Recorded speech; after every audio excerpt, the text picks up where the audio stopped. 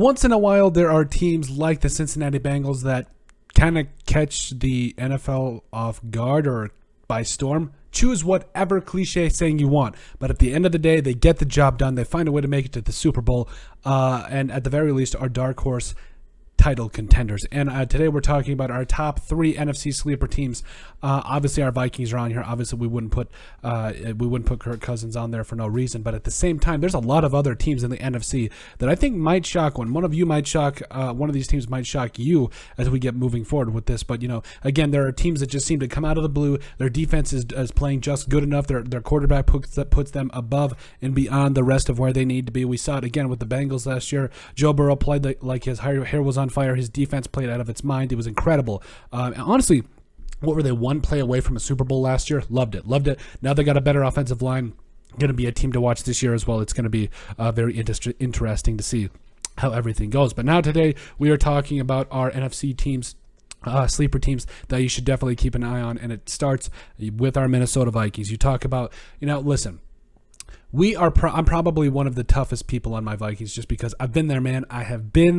I've experienced the pain, I've experienced the disappointment, but the Vikings do have a little bit of an element of surprise kind of element to their offense and kind of their defense to a certain degree, because when you talk about the rest of this team and kind of what you think it will do, obviously you're bringing in more of an offensive minded coach in Kevin O'Connell, Kwesi Adolfo-Mensah bringing in a fresh new perspective as well, but Kevin O'Connell, I think, will do just enough to unlock the rest of this Vikings offense. You talk about Kirk Cousins. A lot of people forget Kevin O'Connell was the offensive coordinator in Washington, or excuse me, I think the quarterback's coach. I apologize, or something like that. That really helped Kirk Cousins elevate his game, and I think he could do that in Minnesota. You've still got a respectable offensive line. It's been better than years past. It's not top tier by any means, but it is definitely better than it has been in the past. Of course, that's not hard. But at the end of the day, there's still excitement around this team. I think that defense with Ed Donatel and company, you got Zadarius Smith, Danielle Hunter, Harrison Smith is back. Those corners, I think, will figure it out as well. So in the interior, guys, I'm really excited for a guy like Harrison Phillips this year.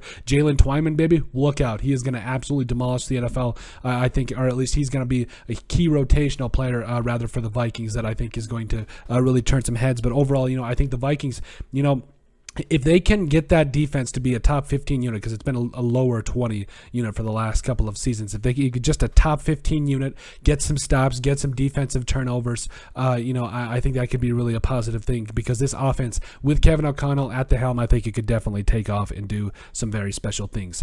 NFC team number 2.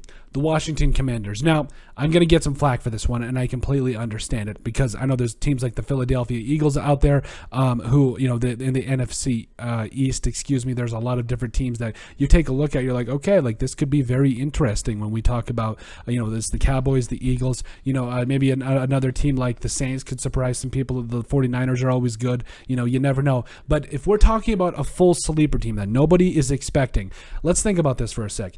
You bring Carson Wentz in, who could he revive his career at this point? Possibly, but you've got a respectable team here. You talk about Jahan Dotson, Terry McLaurin that's coming in. Antonio Gibson. I've been a huge fan of him ever since he's been in Washington.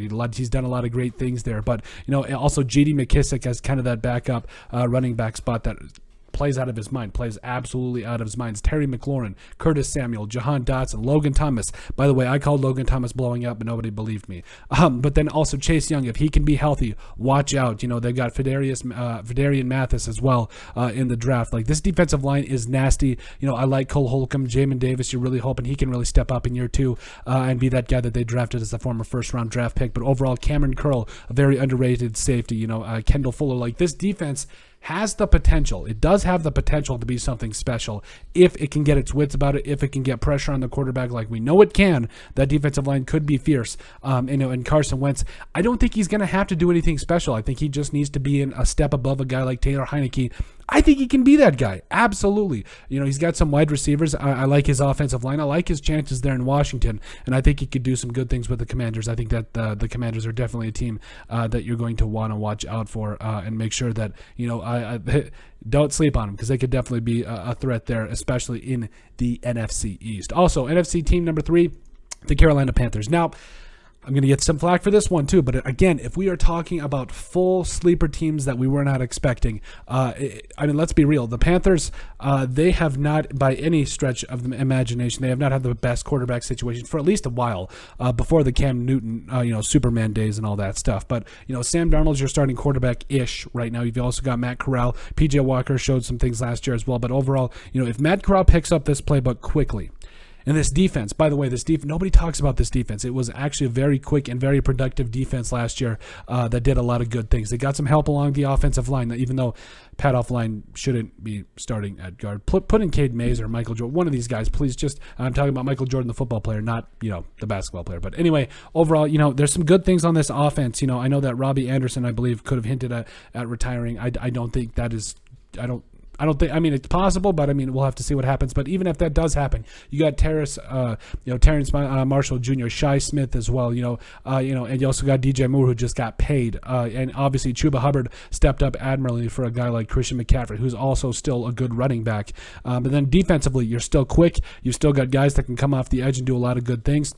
Yeta Gross-Metos, I'm excited for him in his future moving forward. Jeremy Chin's a stud. I know Shaq Thompson has been a good linebacker for a minute. Also, Brian Burns is one of the most underrated edge rushers out of the entire NFL, and it's an absolute travesty. You brought in Xavier Woods as well from the Vikings. J.C. Horn is looking good as well. So, there's a lot of different pieces to this team. If Matt Corral, can overtake Sam Darnold, or if, for that matter, if Sam Darnold can play well, this team could shock some people, and I definitely think it's a team you need to keep an eye on because some good things could be coming for the Carolina Panthers. But that is it. That is our top 3 NFC sleeper teams. Make sure you guys like and subscribe down below. Leave a like and a comment. It helps people find the show. We greatly appreciate all the support that we've gotten and continue to get. You guys are all truthfully awesome. We love every single one of you. Down in the description below, you'll find all of our social media platforms. Give us a like and a follow there. Also, remember to give us a listen and sub on iTunes. And finally, if you have anything else you'd like us to cover, send us an email at thesportsbp@yahoo.com or put it in the comment section down below, and we would love to cover it. But let us know what you guys think about our top 3 NFC sleeper teams.